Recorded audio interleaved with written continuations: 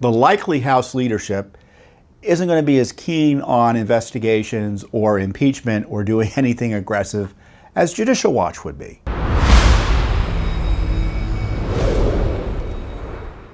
Election day is coming up. It will be next week. I don't know who's going to win. Judicial Watch doesn't advocate for or against any candidates, but I guess I can guess as to who's going to win and to what the numbers might be. Put below what you think is going to happen on Tuesday. I suspect my current guess is, and it's just barely educated, is that it's going to be 54-54. I think there's going to be 54 Republicans in the Senate, and I think in the House, picking a number, I think 54 is probably a reasonable guess as to how many seats the Republicans are going to pick up. But we'll see, and it doesn't mean that you shouldn't vote one way or another.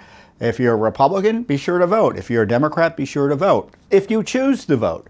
And you also, in my view, should, at this late stage, you should really think about voting in person. If you can't do that and you want to take advantage of any options to not vote in person, you need to check with the state rules and see what you're able to do. But of course, this is part of the big debate, isn't it? It's about voting in person versus voting early and having all these massive efforts to have people vote by mail. And many, many Americans have voted by mail, including voting by mail as far back as 45 days before the election. And the big debate is, should elections be decided on Election Day, or should they be decided as the result of counting after Election Day? And election experts have raised questions about the practice of counting after Election Day. Now, of course, the left media and big tech are saying, oh, it's perfectly normal to be deciding elections days and weeks after Election Day. There's nothing normal about that. It's a recent development in terms of having elections all over the country decided in that fashion. Certainly 2020 was controversial because that's how the election was ultimately decided. Now in Illinois, they count ballots that arrive, not ballots that arrive by Election Day, but ballots that arrive by up to 14 days after Election Day, including ballots that are not postmarked. And which we think is illegal. Judicial Watch is suing on behalf of Congressman Bost out there, B-O-S-T, and some other voters in Illinois. We'll see what the judge does. At this late stage, I don't know if the judge is going to do anything, but certainly he's going to be in a position to do something about making sure the law is followed in 2024. And the law is that elections are supposed to take place more or less on Election Day, and not to put too fine a point on it. And when you count ballots after Election Day, either ballots received on Election Day that you didn't get around to counting until who knows when, or count ballots even worse that come in after Election Day, in my view, you're inviting fraud and you're undermining confidence in the administration of the elections, confidence in the elections themselves.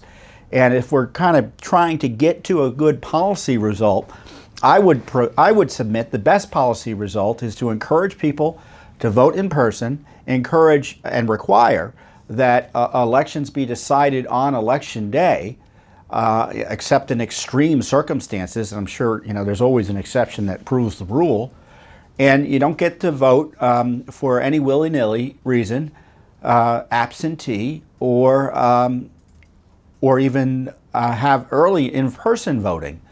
For days and weeks prior to the election. We have to get back to Election Day. That, I think, is the best circumstance. Now, of course, the left, as I said, is pushing this idea that we should accept and be okay with counting ballots after Election Day and deciding elections in large numbers or in significant ways after Election Day. And, that's a political talking point. That is a partisan talking point. It's an ideological talking point. And so when they tell you you're supposed to accept it, as President Biden was doing this week, Twitter is also suppressing criticism of such activity or such criticism of vote counting after Election Day. I mean, I noted in Brazil, which just had a big election, they figured out Brazil's a pretty darn big country, right? It's what, nearly as big as the United States, 250 million people. So the point is, they figured out who won on election night. France figured out who won on election night. And prior to 2020, we used to figure out who won on election night, certainly at the presidential level. So the introduction of post-election day counting is a recent phenomenon, and one which I think should be eliminated. But my thinking is still the elections are going to go, and the kind of the way the elections, the polls are showing, and the polls tend to, in my view, undercount support for Republicans. That despite the gamesmanship that might go on, and I don't know if there's going to be any gamesmanship, that we're going to generally have the outcome that I've talked about, which is a significant victory for Republicans. So what's going to happen then if the Republicans take charge, at least in the House, in 2023? They are talking about doing investigations, which would be welcome. The other issue, though, is to what end, right? And what is it I mean? Well, first of all, they say they need to do some investigations, which is true. But, frankly, we already know a lot of what went on. I mean, what is it you need to investigate about the border disaster? They could spend 2 years investigating the border disaster. We'd have another 5 million people walk across the border. It might be, so that's my way of saying they need to hold people accountable, because they have more than enough to begin investigations or impeachments of officials involved in misconduct requiring impeachment, where impeachment would be an appropriate response.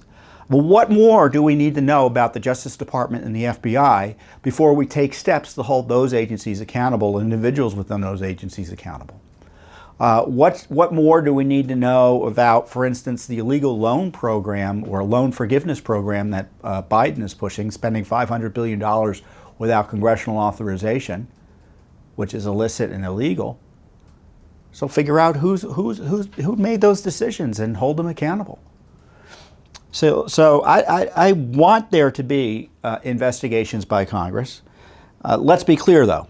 The current let's put it this way, the likely House leadership isn't going to be as keen on investigations or impeachment or doing anything aggressive as Judicial Watch would be.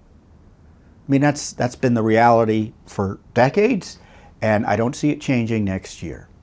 So if you want Congress to be aggressive in terms of accountability and transparency, you need to let your newly elected members of Congress know directly, but you should be supporting Judicial Watch as well, because Judicial Watch in the past has provided leadership for Congress as to where to look and how to look.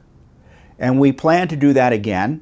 We wanted to provide leadership even for the Democratic Congress, but they don't care about what we think, because they had a very different agenda unfortunately, than protecting the rule of law. And you may say, well, of course they would. Well, that's not always the case. I mean, way back in the day, back when Nancy Pelosi took over Congress in, I guess it was 2010, right?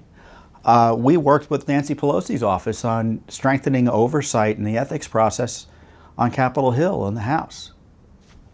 So, it's not like we're unwilling to work with folks that you'd be surprised about, like left-wing Democrats. Believe it or not, there are some leftists out there, and liberals, I guess is the better way of putting it, who don't like government corruption. The partisan media would have you think that you can only oppose government corruption.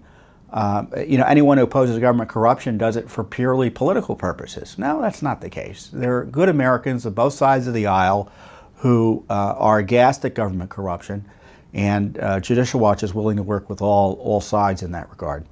But that being said, the Republicans are at least willing, at least some of them are willing to take some more aggressive steps, and we'll work with them where we can, but we're going to keep on doing our own thing. Because, look, if I trusted Congress to get to the bottom of everything in terms of what needs to be done in terms of oversight, we'd shut Judicial Watch down.